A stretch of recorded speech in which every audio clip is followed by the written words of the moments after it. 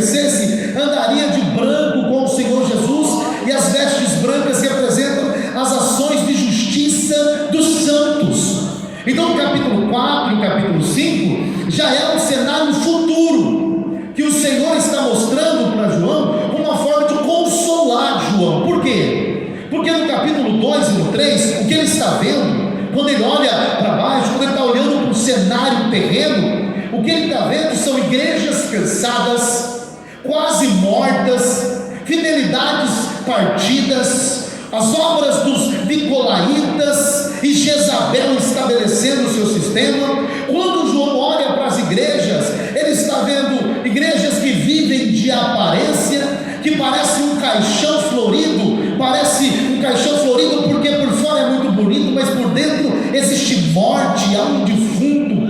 Ele está olhando e ele está vendo igrejas que estavam negociando com o mundo e permitindo que o pecado entrasse, se estabelecesse e dominasse o sistema. Ele está vendo igrejas que começaram muito bem, como Éfeso, mas que depois deixaram o primeiro amor, continuavam trabalhando, mas já não era mais para Cristo, porque Jesus ficou de lado. Era trabalho pelo trabalho, era obra pela obra, enquanto que Jesus foi ficando afastado. Quando João olhava para tudo isso, o que ele sentia era uma igreja que muitas vezes estava fazendo culto, mas que Jesus já não estava mais lá dentro, que eles ofereciam sacrifícios de louvor, por assim dizer, mas que não era para o Senhor. Então João olha esse cenário e é difícil não se desesperar, porque João lutou e batalhou para fundar igrejas, para evangelizar, para pregar. Ele mesmo já passou em Éfeso e pastoreou aquela igreja,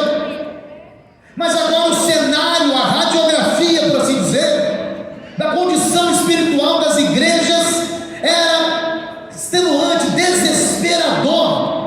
Ver uma igreja que começou muito bem, mas que se perdeu e foi esquecendo os seus valores, os seus princípios ao longo da jornada.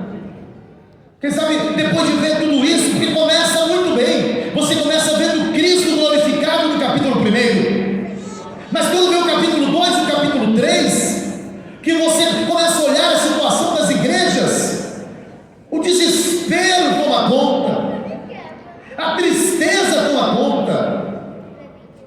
Talvez isso seja também a realidade de muitos de nós, que quando começamos a olhar para o cenário religioso contemporâneo, nos desesperamos, porque vemos tanta gente enganando e mentindo nos púlpitos e as pessoas acreditando.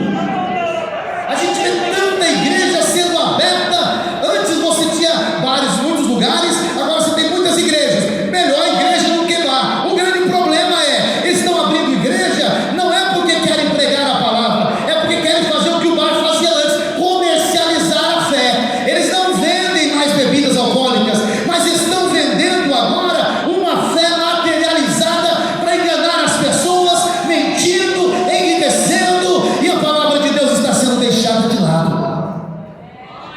Qual é o grande problema com isso? É que existe um povo enganado e um povo enganando, pessoas que não querem pregar a verdade, pessoas que não querem ouvir a verdade, pessoas que preferem lucrar com a mentira, pessoas que preferem se alegrar ouvindo a mentira, e o povo vai se corrompendo e a mentira prosperando, porque geralmente se prega que você não precisa deixar o pecado, você não precisa mudar de vida, você não precisa mudar a sua forma de se vestir, a sua forma de falar, você não precisa ser honesto no seu emprego, você não precisa tratar bem seus funcionários, você não precisa pagar as suas dívidas, você pode continuar vivendo desse jeito, não tem problema, desde que você continue dizimando, continue dando oferta, continue comprando a água ungida, e o Senhor está longe dessas igrejas. Quando a gente olha o cenário, notícias de líderes que ensinaram tanta gente sendo preso, acusado de pedofilia. E alguém diz: meu Deus, este pastor. Não é de se estranhar, porque isso não é novo. Desde os tempos de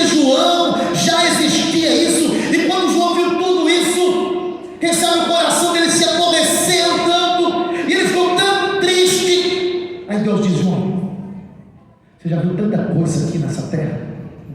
Já viu tanta igreja perdendo o foco, tanto pecado, maldade? Eu acho que é a hora de você tirar um pouco os olhos da terra e olhar um pouco aqui para cima. O capítulo 4 diz assim: depois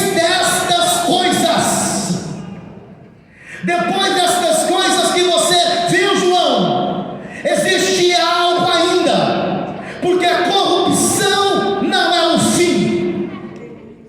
O sistema mundano se corrompe, mas ele não é a última palavra. Existe um depois destas coisas. O que tem depois destas coisas? Há uma porta aberta no céu, e o Senhor convidando João: venha ver o que tem aqui em cima.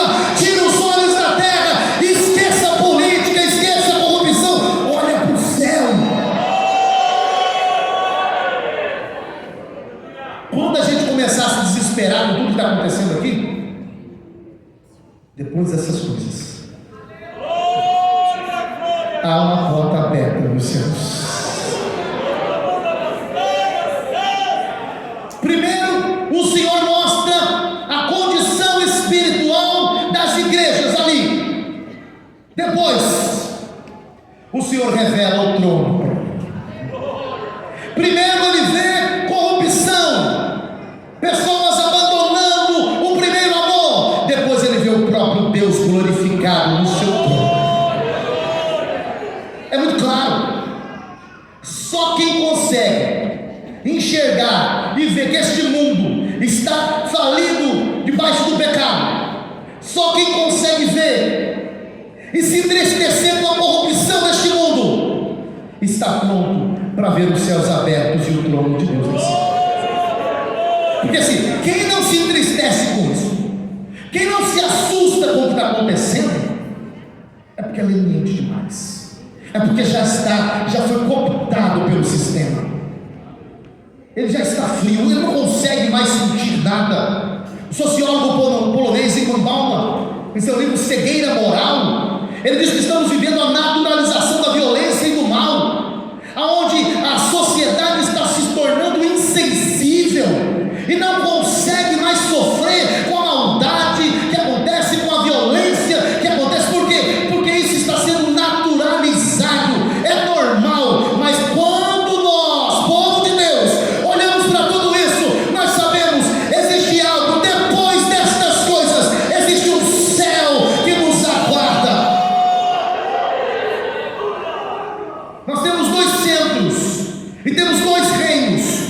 Temos o poder de Roma, que aprisiona João, que persegue a igreja, mas nós temos o poder de Deus. Roma conquista pela força da guerra, venceu as guerras púnicas, conquistou, se estabeleceu na Europa como uma potência jamais vista em termos de território. Porém, a vitória de Roma é frágil demais. Enquanto Roma conquista pelo gládio, pela força, pela violência, Apocalipse mostra o cordeiro que venceu, que conquistou, se entregando pacificamente para morrer na cruz do Calvário para nos resgatar. A espiral da violência não alcança Cristo, porque ele não reproduz a violência, ele se entrega e sofre em seu próprio corpo a violência que o pecado gerou. E exatamente por isso que Roma cai, porque uma potência se impõe pela força, a outra pela dignidade daquele que se entrega. Roma já foi, mas Cristo continua vencedor para todo sempre. O trono de Roma, simbolizado na cadeira de César, onde os imperadores se reconheciam como deuses, era instável demais. Porque você poderia ser morto, perder o seu lugar. Só que o capítulo 4 mostra um outro trono.